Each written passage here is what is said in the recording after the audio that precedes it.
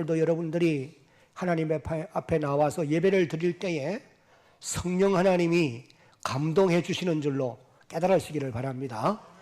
감동을 받고 하나님이 사도 요한에게 보여주신 이 계시란 말은 열어서 보여준다, 하늘의 비밀을 열어서 보여준다, 그런 뜻이 계시예요.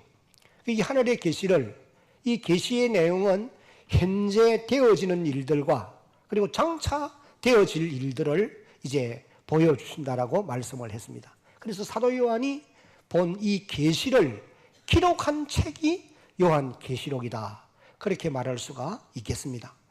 요한 계시록 1장 19절을 보면은 그러므로 네가 본 것과, 사도 요한에게 하나님 말씀하시기를 네가 본 것과 지금 있는 일과 장차 될 일을 어떻게 하라? 기록하라, 그렇게 말씀을 하셨어요.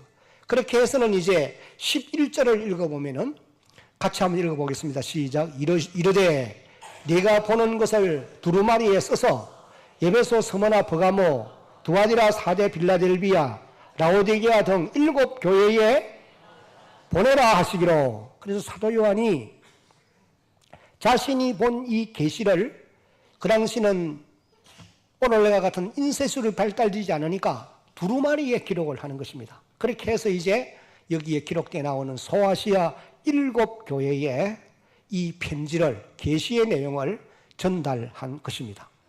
그 당시 이제 이 교회들은 가중되는 핍박으로 인해서 아주 어려운 경지에 이르러 있었다, 그렇게 이제 볼 수가 있어요. 그래서 교회 안에 속해 있는 성도들 가운데 어떤 사람들은 믿음이 아주 약해지기도 하고, 또 어떤 사람들은 핍박을 못 이겨서 배교하고 로마 황제가 주장하는 황제 숭배의 자리로 나가기도 하고, 어떤 사람들은 절망 상태에 빠져 있는 그런 형편이 당시에 교회의 사정인 것을 우리가 알 수가 있습니다.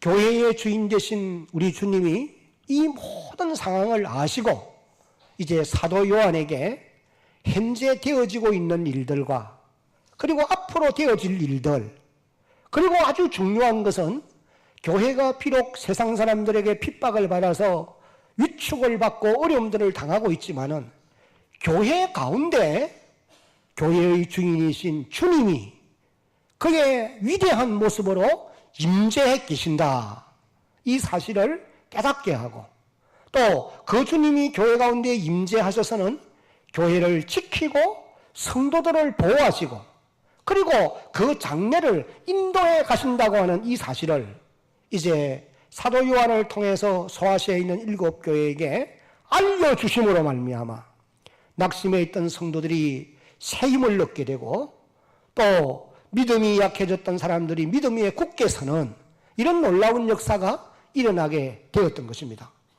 오늘 우리가 살아가고 있는 이 시대도 역시 마찬가지예요. 물론 우리가 사는 이 시대는 교회가 지난날처럼 물리적인 핍박을 받는 것은 아닙니다. 우리가 교회 간다고 옥에 가두고 매질을 하고 하는 일은 없잖아요. 그러나 오늘 이 시대는 세상 사람들이 교회를 보는 시각이 너무 부정적이고, 또 교회를 욕하는 사람들이 사실 너무 많기 때문에 믿음 생활하는 우리들이 큰 고충을 겪지 않을 수 없습니다. 물론 이제 교회가 잘못하는 일들로 인해서 원성을 듣는 이런 경우들도 없지 않아 있습니다. 그러나 대부분의 경우는 세상 사람들이 교회를 보는 시각이 편견으로 보기 때문에, 편견으로 인해서 우리가 고난을 겪고 있다라고 하는 것을 깨달을 수 있어야 되겠습니다. 그리고 또 한 걸음 나아가서 이런 일로 인해서 오늘 하나님의 교회가 부흥하지 못하고 오히려 기성교회가 점점 줄어가는 이런 어려움을 이제 우리가 당면하고 있는 것입니다. 그러나 여러분, 분명히 오늘 저와 여러분들이 알아야 하는 것은, 아무리 교회가 세상 사람들이 그렇게 부정적인 시각으로 보고 교회를 욕한다 하더라도 교회의 주인이신 우리 주님은 사도 요한이 지난날에 그 밤모 섬에서 보았던 그 모습 그대로 오늘도 교회 가운데 임재해 계시고 또 교회와 모든 성도들을 보호하시고 인도하시고 장래를 선한 길로 이끌어가고 계시는 것을 믿어야 할 것입니다. 사도 요한이 본 그 모습 그대로 오늘도 하나님의 교회 안에 임재하여 계신다. 우리는 이 사실을 분명히 알고 사람들이 믿든지 믿지 아니하든지 주님은 여전히 교회 가운데 오늘도 계시는 것입니다. 그러면서 교회를 인도해 가시는 거예요. 그러므로 모든 성도들은 어떤 상황 가운데서도 낙심하거나 좌절하지 말고 좌우로 치우치지 말고 유혹에 넘어가지 말고 흔들리지 말고 믿음을 굳게 지켜가는 이런 하나님의 사람들이 되어야 할 줄로 믿습니다. 이런 사람들에게 하나님의 위로와 하나님의 은총이 반드시 임하게 되어질 것입니다. 오늘 우리가 읽은 요한복음 14장, 요한계시록 14장 1절로 13절까지를 읽었는데 여기 보면은 하나님이 사도 요한에게 장차 되어질 일에 대해서 보여주시고 그 다음에는 또 듣게 하신 말씀을 이제 기록을 하고 있다. 그렇게 이제 말씀을 하고 있습니다. 1절 앞부분에 보니까 또 내가 보니 그렇게 기록했고 5절에도 보면은 또 보니라고 하였습니다. 그리고 13절 앞부분에도 보면은 또 내가 따라합시다. 들으니 내가 보고 또 보고 그리고 귀로 듣고 이것을 이제 사도 요한이 기록했다는 거예요. 오늘 여기 13절까지 말씀에서 핵심 성경 구절은 13절이라고 보시면 됩니다. 몇 절이라고요? 13절. 이제 소리내서 함께 한번 읽어봅니다. 시작. 또 내가 들으니 하늘에서 음성이 나서 이르되 기록하라. 지금 이후로 주 안에서 죽는 자들은 복이 있도다 하시매 성령이 이르시되 그러하다. 그들이 수고를 그치고 쉬리니 이는 그들의 행한 일이 따름이라 하시더라. 그래서 오늘 말씀의 제목을 주 안에서 죽는 자들이 무엇이 있도다? 복이 있도다. 그렇게 이제 정하게 된 것입니다. 여러분 여기서 말하는 주 안에서 죽는다는 여기서 주 안에서 죽는 자들이란 어떤 사람들을 두고 하는 말씀이냐 이것이 이제 대단히 중요한 것입니다. 우리가 이 말씀을 보면은 예수를 믿고 그리고 살다가 죽으면은 주 안에서 죽는 죽음이에요. 그런 의미에서는 오늘 저와 여러분들도 지금 이렇게 믿음으로 살다가 죽게 되면은 주 안에서 죽는 죽음인 줄로 여러분 믿으시기 바랍니다. 그러면은 하나님이 우리의 죽음을 보시고 복이 있도다 라고 말씀을 해 주신다는 거예요. 그런데 오늘 이제 우리가 읽은 이 앞부분의 성경을 자세하게 살펴보면은 오늘 우리처럼 이렇게 근성으로 믿는 모습이 아니에요. 그냥 주일이 되니까 성전 문을 들어와서 다른 사람이 찬송하니까 함께 찬송하고 기도하니 함께 엎드려 있고 말씀을 들으면서도 생각은 다른 데로 다니고 세월은 가는데 내 모습을 살펴보면은 참으로 주 안에서 죽는 사람의 모습을 갖추지 못하는 이런 경우가 있다고 말이에요. 근데 여기 앞부분을 읽었는데 이 앞부분의 내용들은 주 안에서 죽는 사람들에 대한 구체적인 기준을 이제 말씀을 해 주시고 계십니다. 구체적으로 어떤 사람이 주 안에서 죽는 사람들이냐. 첫째는 한번 같이 읽어봅니다. 첫째, 시작. 어린 양과 함께 시온산에 서 있는 14만 4천 명입니다. 여기 주 안에서 죽는 자들은 구체적으로 말하면은 시온산에서 어린 양과 함께 서 있는 14만 4천 명이라는 거예요. 이것을 이제 1절에서 그렇게 말씀을 하시고 계십니다. 근데 여기 14만 4천이라고 하는 이 숫자는 하나님 나라에 들어갈 구원받을 자들을 이제 가리키는 그런 말씀인데 문자 그대로 우리가 해석을 하면 안 돼요. 성경에는 문자적으로 해석해야 될 부분도 있지만은 상징적으로 표현한 말씀들이 참으로 많습니다. 그래서 성경을 어떻게 해석하느냐, 이게 너무 중요한 부분이에요. 그래서 여기서 말하는 이 14만 4천은 구원받을 하나님의 백성의 완전수, 상징을 말하는 그런 숫자라는 겁니다. 근데 이제 이단들은 대체로 보면은 이 14만 4천을 자기들에게 인용합니다. 그렇게 해서 우리 이곳에 와야 14만 4천이 되고 14만 4천이 구원받는다고 했지 않느냐. 그럼 우리는 14만 4천이 되어야 된다. 신천지가 이것을 처음에 강조했어요. 그런데 신천지가 하여간 어떤 방도로든지 교회 안에 있는 성도들을, 추수꾼들을 보내가지고 미혹해 가서 지금 14만 4천이 넘었습니다. 넘은 사람들은 과연 어떻게 될지 그건 또 모르겠어요. 어떻게 말을 바꿀지 모릅니다. 그래서 여기서 말하는 이 14만 4천은 문자 그대로 해석을 하는 것은 아니고 이것은 반드시 구원받을 하나님의 백성의 완전수를 가리키는 말씀이다 라고 하는 것을 깨달을 수 있어야 합니다. 그런데 오늘 저와 여러분들도 시온산에 서 있는 어린 양과 함께 서 있는 14만 4천 명 속에 여러분들도 포함되는 줄로 여러분 믿으시기를 바랍니다. 그런데 여기 14만 4천 명이 어린 양과 함께 시온산에 서 있다, 그렇게 표현을 하고 있어요. 그런데 여기 어린 양은 예수 그리스도를 가리키는 말씀인 것이 분명합니다.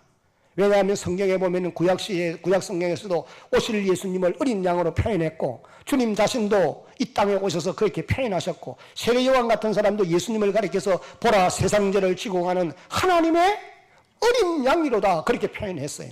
그래서 여기 어린 양은 우리가 믿는 예수 그리스도를 표현하는 말씀입니다. 그리고 여기 시온산, 이 시온산은 물론 새 예루살렘, 천국을 의미하는 말씀이기는 하지만은 이 땅에 우리가 살아가는 날 동안에는 지상 교회를 가르쳐서 표현한 말씀으로 우리는 그렇게 믿어야 하는 것입니다. 그러므로 구원받은 하나님의 백성들은 주님의 몸인 교회 공동체 안에 들어와 있어야 한다는 거예요. 교회의 주인은 주님이시고 교회는 그리스도의 몸이에요. 그래서 교회 공동체 안에 들어와 있어야 된다는 거예요.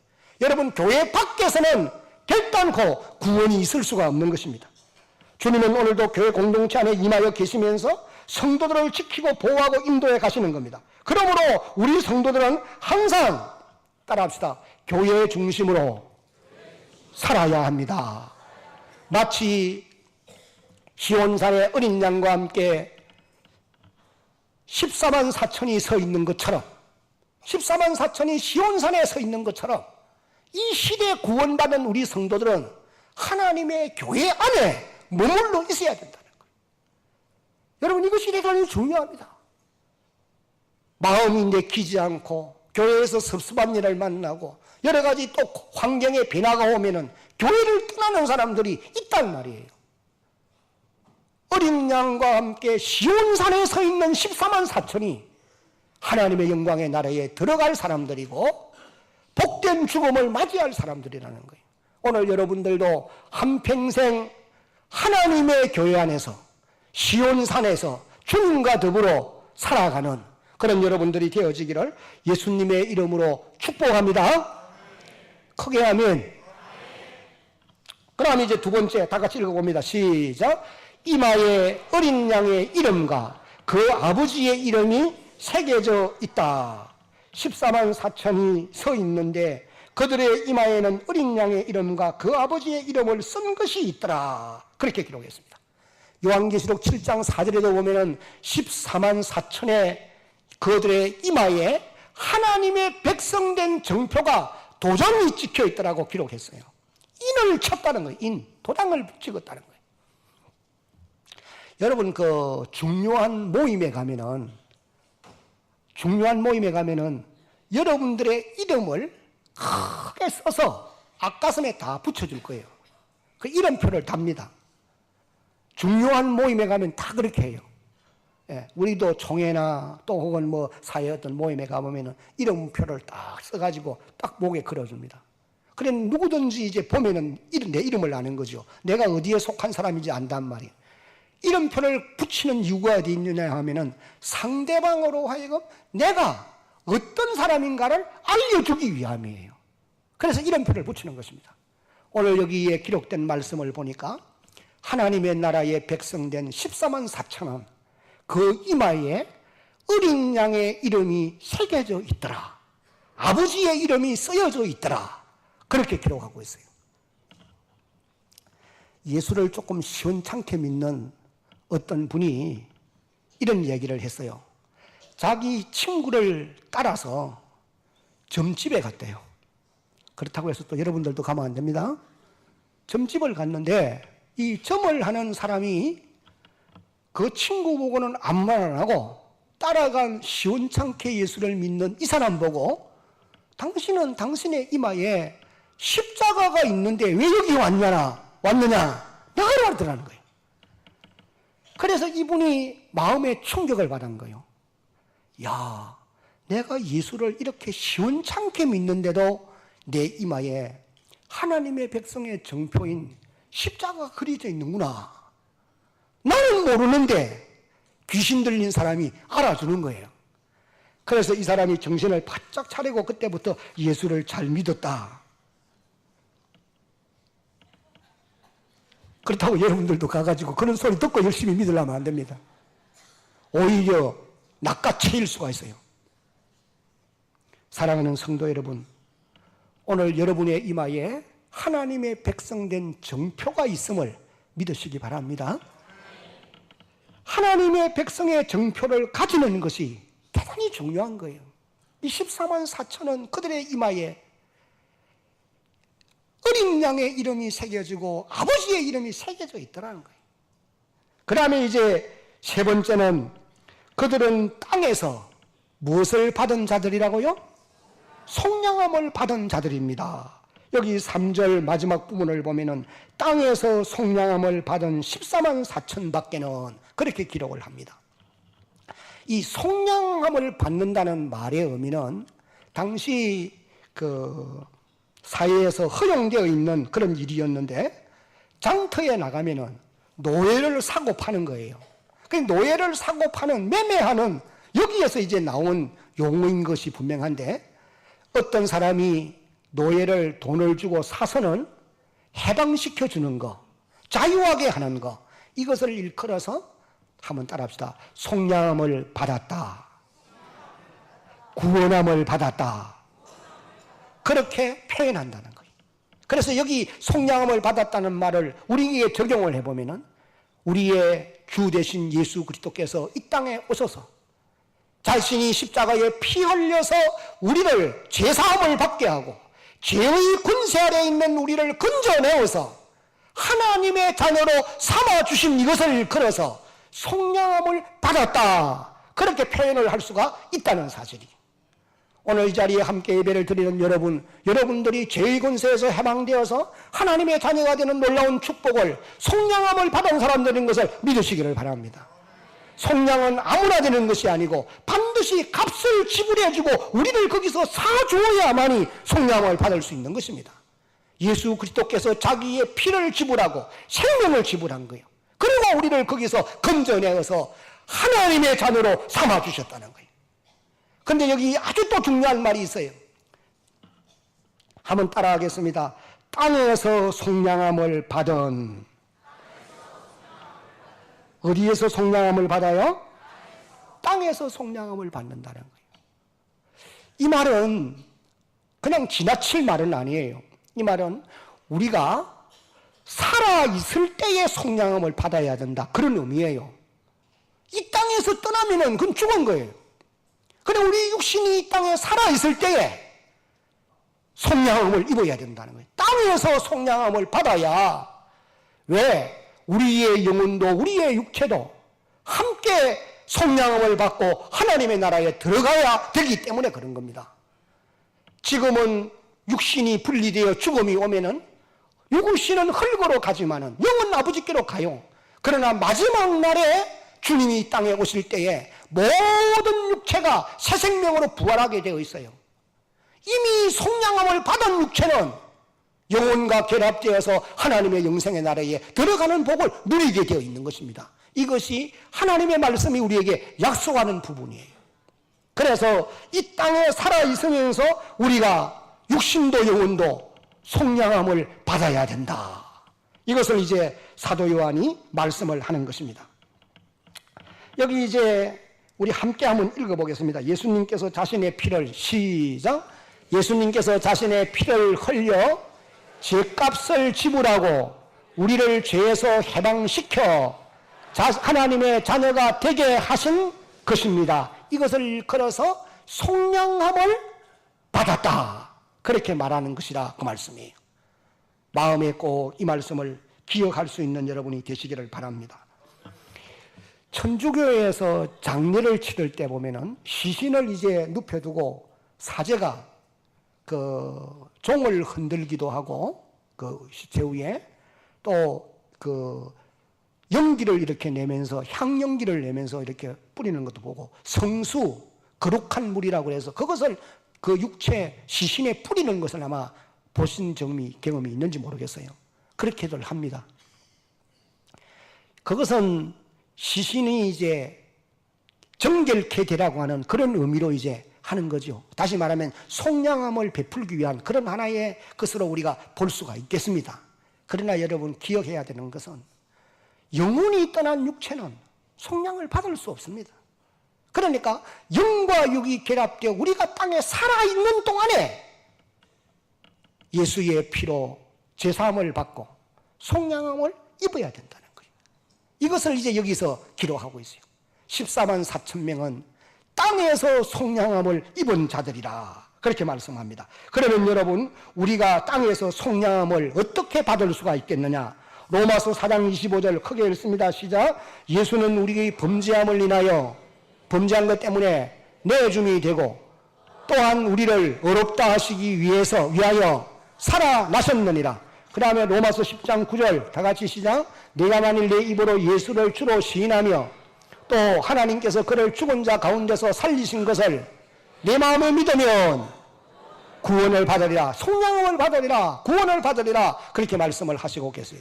예수는 우리의 범죄함 때문에 십자가에 피 흘려 죽었고 우리를 하나님 앞에 의로운 사람으로 세우기 위해서 다시 살아났습니다. 이 사실을 마음으로 믿고 입으로 고백하면 속량함을 받는다 그 말이에요. 이것이 하나님의 약속인 것을 여러분 믿으시기 바랍니다. 그 다음에 네 번째는 다 같이 시작. 그들은 보좌 앞에서 새 노래를 부를 수 있는 자들입니다. 여기 3절 마지막 부분을 읽어보면 새 노래를 부르니 생물들과 장로들 앞에서 새 노래를 불렀다. 보좌 앞에서 새 노래를 부른다. 그렇게 말씀하고 있어요. 여기서 말하는 이 새 노래는 예수의 피로 속량함을 받고 구원받은 백성들이 부르는 찬송을 가리키는 말씀인 것입니다. 구원받은 하나님의 백성들이 부르는 찬송, 이것이 새 노래라는 거예요. 258장 5절에 보면은 이후에 천국 올라가 더 좋은 노래로 날 구속하신 은혜를 늘 찬송하겠네. 늘 찬송하겠네. 늘 찬송하겠네. 날 구속하신 은혜를 늘 찬송하겠네. 여러분 우리는 장차 하나님 보좌에서 새 노래를 부를 사람들인 것을 기억하시기 바랍니다. 그러므로 이 땅에 살아가는 날 동안에도 찬송을 많이 하는 하나님의 백성들이 되어지기를 예수님의 이름으로 축복합니다. 교회 공동체가 함께 모여서 찬송하면은 여러분 찬양을 기쁨으로 마음에서 우러나는 찬양을 드릴 수 있는 그런 여러분들이 되시기를 바랍니다. 찬송은 하기는 하는데 목소리는 나오지 않고 생각과 마음은 다른 곳에 있고 찬양이 아니에요. 새 노래를 부를 하나님의 보좌에서 새 노래를 부를 사람들은 땅 위에서도 이 찬송을 열심히 잘해야 된다는 거예요. 찬송은 참으로 능력이 있는 것입니다. 찬송하는 사람들에게 주의 놀라운 은혜가 임하게 되어 있어요. 그래서 여러분들이 가정에서도 찬송을 많이 하고 어디를 가든지 새 노래를 부르면서 살아갈 수 있는 모든 성도들이 되어지기를 주의 이름으로 축복합니다. 그 다음에 또 다섯 번째 보면은 구원받은 14만 4천 명의 삶의 특징은 무엇입니다? 따라합시다. 순결입니다. 여기 4절과 5절을 봅니다. 이 사람들은 여자와 더불어 더럽히지 아니하고 순결한 자라. 어린 양이 어디로 인도하든지 따라가는 자며 사람 가운데서 속량함을 받아 처음 익은 열매로 하나님과 어린 양에게 속한 자들이니. 5절 같이 읽습니다. 시작. 그 입에 거짓말이 없고 흠이 없는 자들이더라. 그들의 입에는 거짓이 없고 그들의 행실에는 흠이 없는 사람들이더라. 순결하게 사는 자들이라는 거예요. 여러분들이 하나님의 영광의 나라에 들어갈 14만 4천에 속한 사람들이라고 한다면 지금처럼 살면 안 된다는 거예요. 내 생각대로 말하고 내 뜻대로 행동하고 죄를 먹고 마시면서 그렇게 살면 안 된다는 거예요. 순결한 삶이 우리에게 있어야 된다는 거예요. 그 입술에는 거짓이 없고 그 행실에는 흠이 없는 순결한 삶을 살아가는 사람들이 되어야 된다는 거예요. 요한일서 3장 2절로 3절을 이제 한번 읽어봅니다. 요한일서 3장 2절 3절 시작. 사랑하는 자들아, 우리가 지금은 하나님의 자녀라. 장래에 어떻게 될지는 아직 나타나지 아니하였으나 그가 나타나시면 우리가 그와 같을 줄을 아는 것은 그의 참모습 그대로 볼 것이기 때문이니. 3절 시작. 주를 향하여 이 소망을 가진 자마다 자기를 깨끗하게 하느니라. 한번 따라합시다. 그의 깨끗하신가 같이 자기를 깨끗하게 하느니라. 예수님이 깨끗하게 사신 것처럼 주님의 모본을 따라서 구원받을 14만 4천에 속한 우리들도 이 땅에 살아가면서 거룩하게 깨끗하게 살아가는 이런 하나님의 사람들이 되어야 된다. 이것을 말씀하고 있어요. 그 다음에 이제 6번째는 다 같이 한번 읽어봅니다. 시작. 구원받은 14만 4천은 인내로서 믿음을 지킨 자들입니다. 따라합시다. 인내로서 믿음을 지킨 자들. 인내로서 믿음을 지켰다. 여러분, 오늘 우리가 읽은 12절도 한번 보시기 바랍니다. 성도들의 인내가 여기 있나니 그들은 하나님의 계명과 예수에 대한 믿음을 어떻게 하는 자라? 지키는 자니라. 하나님의 계명, 이건 하나님의 말씀을 말합니다. 여러분의 손에 들려있는 이 하나님의 말씀이 하나님의 말씀인 것을, 성경에 기록되어 있는 내용이 하나님의 말씀인 것을 믿습니까? 우리가 믿는단 말이에요. 이 믿음, 그 다음에 또 예수 그리스도가 우리의 주 되심을 믿는 이 믿음은 보배인 것입니다. 이 믿음은 보배. 하나님의 말씀을 믿는 믿음, 그리스도 예수를 믿는 믿음은 보배예요. 그래서 사도 베드로는 베드로후서 1장 1절에서 예수 그리스도의 종이며 사도인 시몬 베드로는 우리 하나님과 구주 예수 그리스도의 의를 힘입어 동일하게, 한번 따라합시다. 보배로운 믿음을 우리와 함께 받은 자들에게 편지하노니, 그렇게 기록했어요. 한번 따라하겠습니다. 보배로운 믿음을. 사도 베드로는 믿음을 보배라고 표현하는 것입니다. 여러분들이 가지고 있는 믿음이 보배라는 거예요. 믿음이 보배이기 때문에 이 믿음을 빼앗아가려고 하는 자들이 오늘도 이 땅에는 너무도 많은 것입니다. 만약에 믿음이라고 하는 것이 세상 사람들이 보는 관점처럼 헛된 것이고 여러분들이 믿음을 시원찮게 만약에 생각했다고 한다면 그 보잘것없는 것이기 때문에 누가 그것을 훔쳐가겠어요? 믿음은 보배라는 거예요. 그렇기 때문에 우리의 믿음을 빼앗아가려고 하는 원수들이 많다는 겁니다. 누가 우리의 믿음을 빼앗아가려 하느냐? 사단이 빼앗아가려 합니다. 예수님 말씀하셨어요. 도적이 오는 것은 도적질하고 죽이고 멸망시키는 것뿐이요, 인자가 온 것은 양으로 생명을 얻게 하고 더 풍성히 얻게 하려는 것이라. 여기서 말하는 이 도적은 영적으로 말하면 사단을 말하는 거예요. 사람의 생명을 도둑질하고 그리고는 믿음을 빼앗겼어서 죽이고 멸망시키는 자리에 이르게 한다는 거죠. 가룟 유다의 마음에 사단이 들어가서 예수님이 메시아인 것을 믿지 못하게 하고 결국은 돈 받고 팔아넘기고 자기는 자기를 죽게 만드는 그와 같은 모습을 우리가 보게 되는 것입니다. 그리고 또 우리의 믿음을 무엇이 뺏어가려고 하느냐? 세상의 환난과 핍박이 우리의 믿음을 빼앗아가요. 위협해서. 그 다음에는 또 우리 타락한 인간의 욕심들이 우리의 믿음을 지켜가지 못하도록, 욕심에 치우쳐 살아가도록 그렇게 만들어가는 것입니다. 그러므로 우리 성도들은 하나님의 약속의 말씀들을 믿고 인내로서 믿음을 지켜가는 하나님의 자녀들이 꼭 되어야 하는 것입니다. 오늘 본문에 나오는 14만 4천은 여러 가지 어려운 환난 가운데서도 우상에게 경배하지 아니하고 이마와 손에 짐승의 표를 받지 않기 위해서 인내로서 믿음을 지킨 자들이라, 그렇게 이제 우리에게 교훈해 주고 있는 것입니다. 사랑하는 성도 여러분, 바로 이런 사람들이, 어떤 사람들이 어린 양과 함께 시온산에 서 있고 이마에 어린 양의 이름이 새겨져 있고 땅에서 성령함을 받은 사람들이고 새 노래를 부를 사람들이며 입술에 거짓이 없고 행위에 흠이 없는 순결한 삶을 살아가는 사람이고 인내로서 끝까지 믿음을 지켜가는 사람, 이런 사람들이 주 안에서 사는 사람들이고 주 안에서 죽을 사람들이라는 겁니다. 여러분들이 지금 예수 안에 살아가는 사람들이라고 말할 수 있는데, 구체적인 이런 제시하는 내용들을 우리에게 적용해 보면서 우리에게 부족한 것이 무엇인가를 깨달아 알고 이 14만 4천이 살아가는 삶의 모습을 닮아가는, 배워가는 주의 백성들이 반드시 되어야 할 것입니다.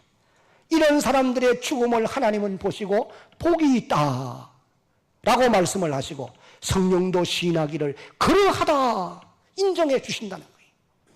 그러면 왜 이런 죽음이 복이 있는 죽음이냐? 두 가지를 여기서 말씀합니다. 하나는 다 같이 시작. 수고를 그치고 쉴 수 있기 때문입니다. 땅 위의 수고를 그치고 주의 품 안에서 안식할 수 있기 때문이라는 것입니다. 여러분, 여기서 말하는 이 수고라는 말의 의미를 우리가 이해를 바로 해야 되겠습니다. 여기서 말하는 수고는 당시로 말하면은 믿음을 지켜 살려고 하면은 얼마나 어려움이 많습니까? 요 사이도 믿음을 지켜가는 일이 쉬운 일이 아니에요, 여러분.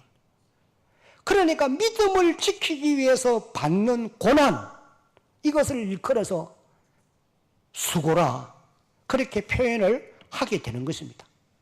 그 다음에는 또 주님을 위하고 교회를 위해서 자기를 들여 헌신하는 삶, 이것이 수고입니다.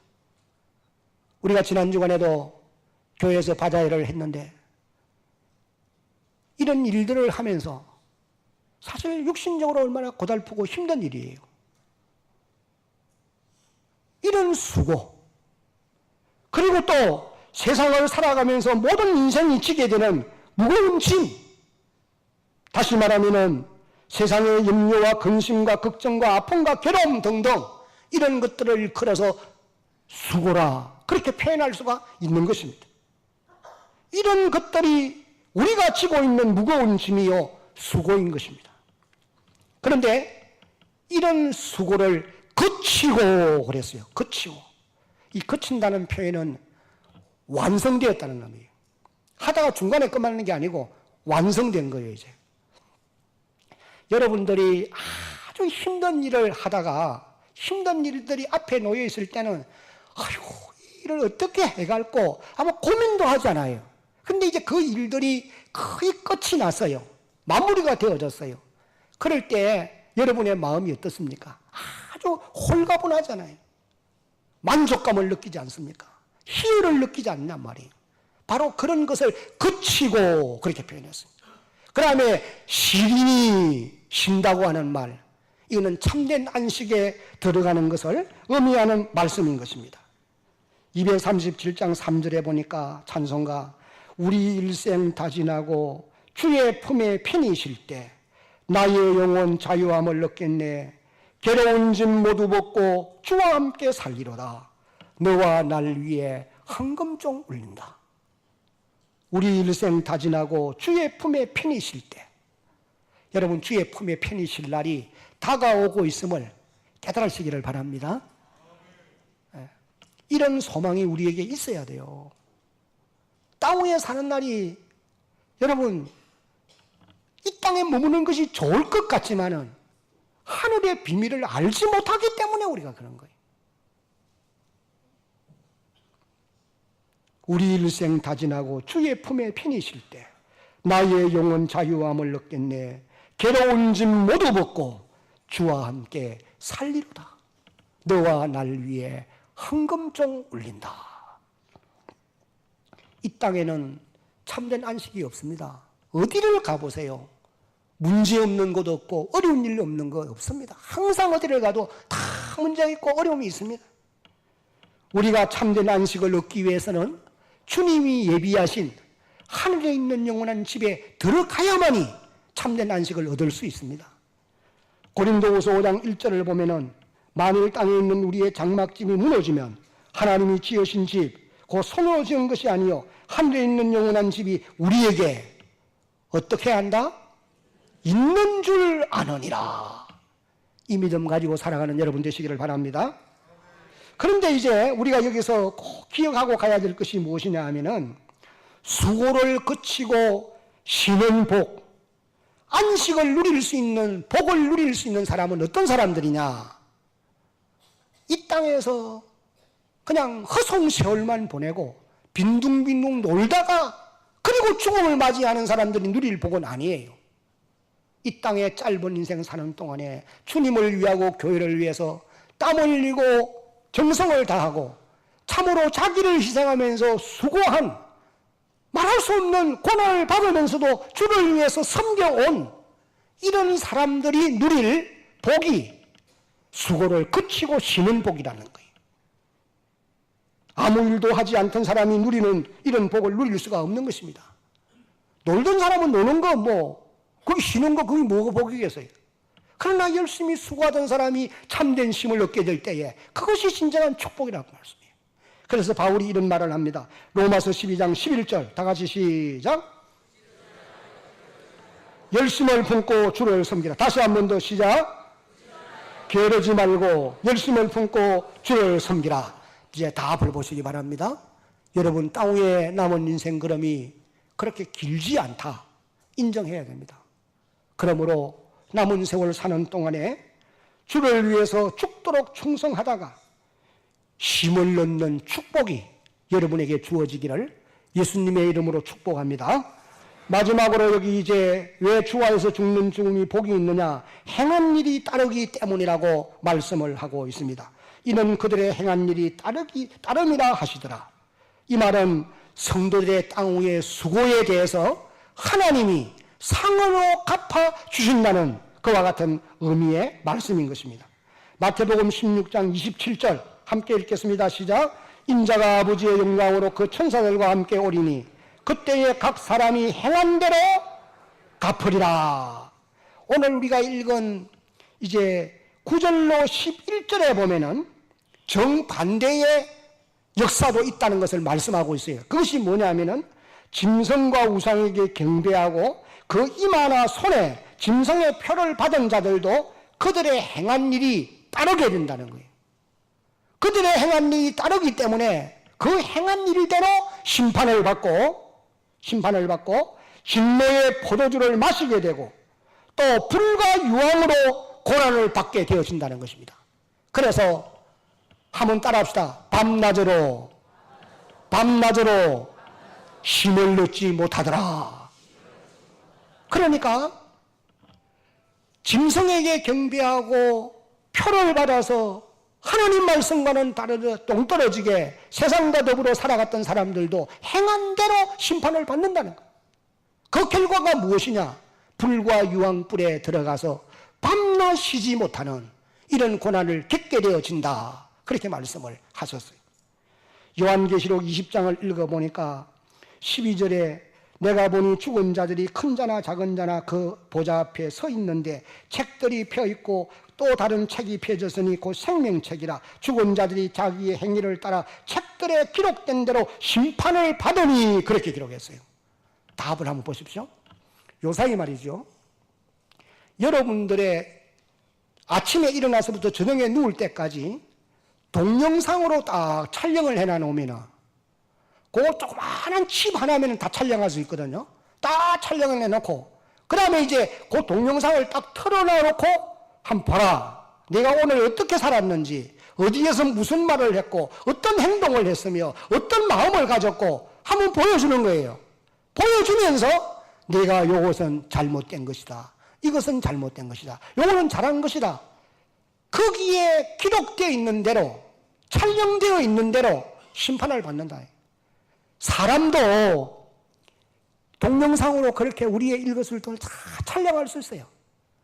하나님은 그의 천사들을 우리에게 붙여서 일어남과 누움과 나감과 들어감과 생각과 말하는 것과 우리의 모든 전폭을 세밀히 살펴서 은행록에 기록하고 있는 줄로 여러분 믿어야 합니다. 거기에 따라서 심판받는다는 거예요.